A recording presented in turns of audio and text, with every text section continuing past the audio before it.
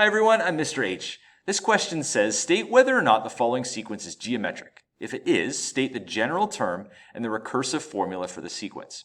And it gives us the first 5 terms. So T1, term 2, 3, 4, and 5 labeled as such. So what we want to do with that is we want to go ahead and we want to divide every term by the previous term and look at that multiple. Because if it has a common multiple that's being multiplied by every time, then it's geometric. So term 2 divided by term 1 was -4. Term 3 divided by term 2 was also -4. And then if we divide term 4 divided by term 3, that again is -4. And then the last one we check, term 5 divided by term 4, we have to take the -768 and divide it by 192. And I get, again, -4. And so this is really helpful because it tells us, because that multiple is the same every time, therefore it is a geometric sequence. And that's always the case. Anytime we have a common multiple or a common factor between all the division statements like so, then it's going to be a geometric sequence. So therefore it is a geometric sequence since every term is multiplied by the same value to get the next value. Now, what is the same value? Well, in this particular case, it happens to be -4. So that is what we know as the R value that we'll look at in now the general term and the recursive formula.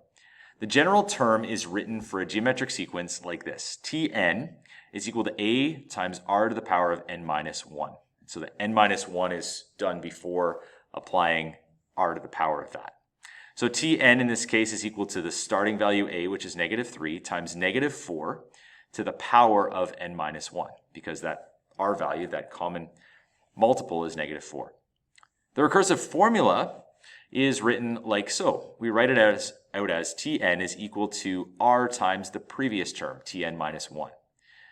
And so we can go ahead and we can say, well, this is -4 times the previous term. But we do need a condition here, and the condition is that we have to have a starting term. So we have to have a condition that T1 is equal to the initial term, and so that means that T1 here is equal to -3.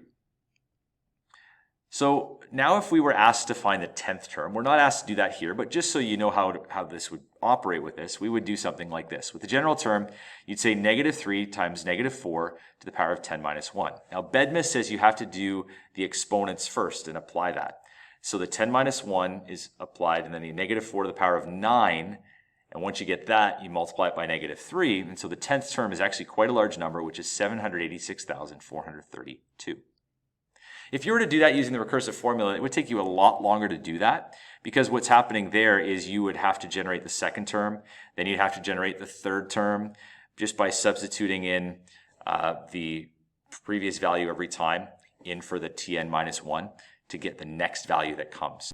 Now that might not be useful for you, but for a computer program that does loops and does the same thing over and over again to get an answer, that's a really, really useful thing to be able to have. For more on geometric sequences, check out the video on the left, and for a complete unit overview of all the lessons on this unit on sequences and series, check out the playlist on the right. I have the entire grade 11 functions course on this YouTube channel, and so I encourage you to like, to subscribe, to share that with your friends as a useful resources for them and for yourself. Thanks so much for watching, and I hope that was helpful.